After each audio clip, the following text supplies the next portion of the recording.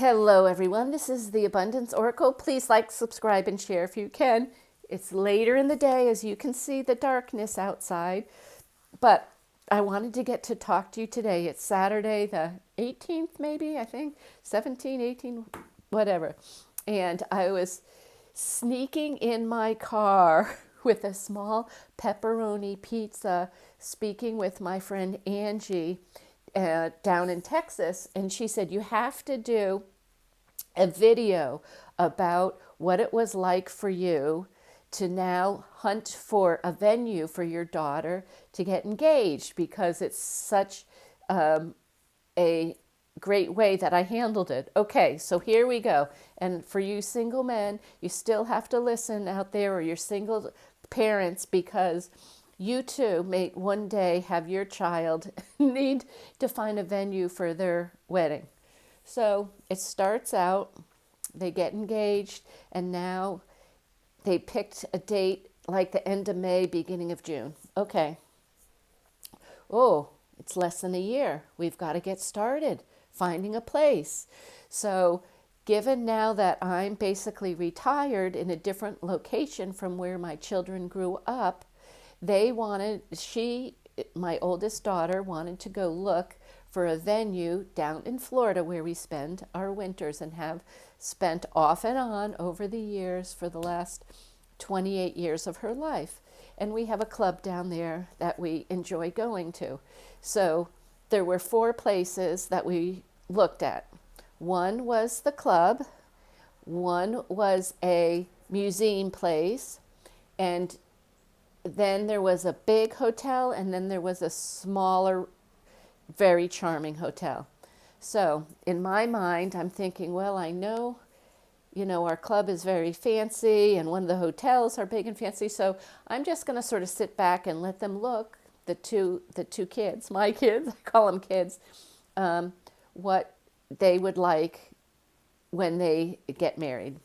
So I'm going to tell you, start from the first one that we eliminated. It was the museum. And the reason we eliminated the museum, even though it was the most inexpensive one, you would have to bring in tables, chairs, plates, all the food.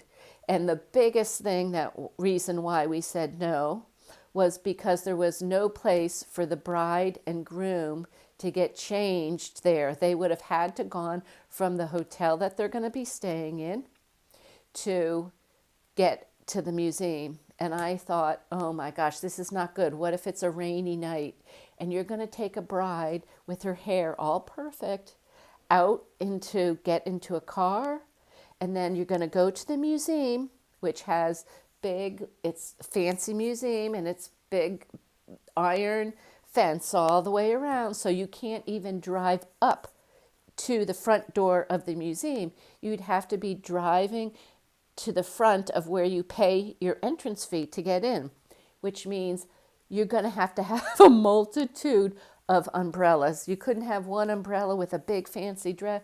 And I'm thinking, oh boy, and the tables and everything, too many points of touch points that you would have to manage that could possibly go wrong. So we eliminated that place. Okay, the next place we looked at was the next one we eliminated was a very, very iconic, smaller hotel. And it is really super, super, super cute, super charming. You could have cocktails around the pool and be right there for the ballroom and have the reception and the garden in the back. Well, they couldn't fit the quantity of people that we wanted, so that automatically gets eliminated. We could keep it in mind potentially for the rehearsal dinner.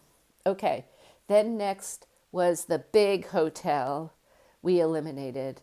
And for a lot of our lives, we thought, oh, this would be such a fabulous place to have a wedding. However, that's been the last 25 years that we've looked and gone to coffee sometimes there and seen the inside of the fancy hotel. But The place, the lawn that you get married at, where you'd have your ceremony, is smack dab. There's a little hedge, but smack dab next to the adult pool. And then you'd have to walk through the lobby where people coming from the pool and going to their room are going to be walking through the lobby too. And people with their t-shirts and cover, well, no, fancy hotel, so you probably don't have t-shirts, but you know what I'm saying. And you have to go all the way to the other side of the hotel for the ballroom. And we said, you know what? This isn't going to work because you're going to have to deal with all these other people and everything else. It's just not going to work. So that we eliminated. And finally, we got back to our club that we love. It's a very iconic, charming, historical building. And it's just perfect. They have a bedroom upstairs, really fancy, over 100 years old, and you walk down a winding staircase to be on the terrace, but it's covered. The walkway is covered, so you won't get wet even if it's raining. And you can, if it's nice weather, you walk down a winding staircase to a big swan fountain right near the pool, and you could go to the back side of the pool is greens and stuff, and you could have your ceremony there. Or if it's raining, you go around still under the underpass into a small ballroom. We could just set up chairs there and have the ceremony there. And then, whether rain or shine, you go under a walkway, which is covered, into a big ballroom that's just brand new. In fact, while we were there looking, the first wedding was going to be in the following week. And everything is like gold leaf and fancy and really in terrific shape and maintained spectacularly. And we thought, oh, this is it. And all for me, my youngest daughter, my oldest daughter, and her fiance. We all knew, okay, this is the place. And of course, you set in your mind a budget before you start looking at places, and you tell them, okay, this is what our budget is. Okay. Then you start looking at places and realize, well, you might need to go up a little bit on your budget. So you double your budget. And you finally get to the place that you all love. On the one side's on the ocean, the other side's on the intercoastal. And you start to think, oh my gosh, we're going to have to ask the groom's parents if they can kick in a little bit. And I know they're wonderful people. So I said to my daughter, I said, you know, you're going to have to talk to them. And it turns out that they're willing to kick in a little bit. So my portion will be not the original number I promised, not the doubled number, but after that second doubling, we're going to double again. So that's just the money. So you know what? You're probably never going to meet your budget. It's probably always going to go over, and you just have to let go. And luckily, I'm going to be able to figure it out. So I'm going to let go, and I'm going to enjoy, and we're going to have a wonderful time. And I think the process of letting go and spending time to figure out how can you make this happen, instead of looking at, oh my gosh, this is what I started at, this is where I ended at, asking yourself, how can you make things work, instead of, wow, this is crazy amount. Now, you can say that to yourself the first night you go to sleep. And then you say, we're going to have a wonderful wedding. And I'm sure the men go through the same process of having to breathe. But at least I know I have a budget now, we're fixed. And I'm going to share you along this pathway of other things on how to have a wonderful, wonderful experience with your oldest daughter now getting married. So the next thing is Thanksgiving time. We're going to let her and her fiance, they're going to be in charge of Thanksgiving. We're going down, my youngest daughter and I are going down to see her. We're going to stay overnight, maybe 4 nights or 3 nights in his house. And we're going to look next for wedding dresses. So my thought is, let's make this a little fun. I don't know if you notice, but I tend to cry when things are sentimental because I'm such a numbers person. It doesn't happen very often that I get so sentimental.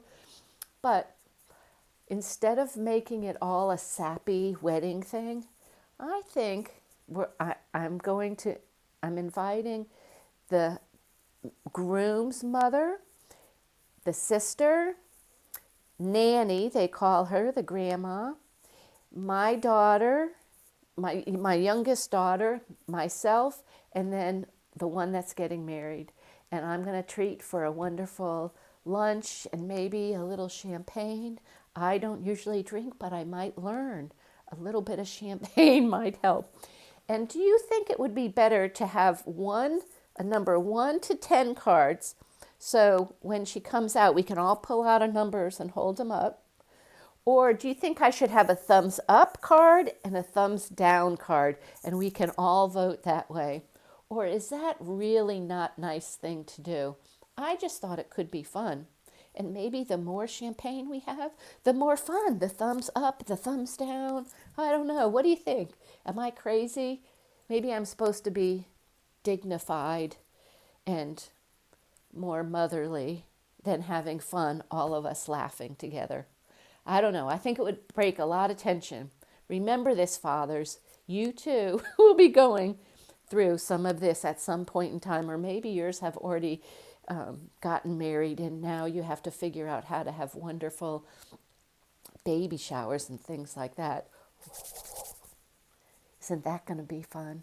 Okay, this is the Abundance Oracle, trying to look at the abundance of life, always, the great side, and letting go of the challenges by finding solutions in a sometimes insane world. And I love you tons. I really appreciate you coming to see me, even though I'm a little crazy at times. Okay. Please subscribe if you haven't subscribed. We'd love to share more stories with you. Abundance Oracle, over and out. Bye-bye.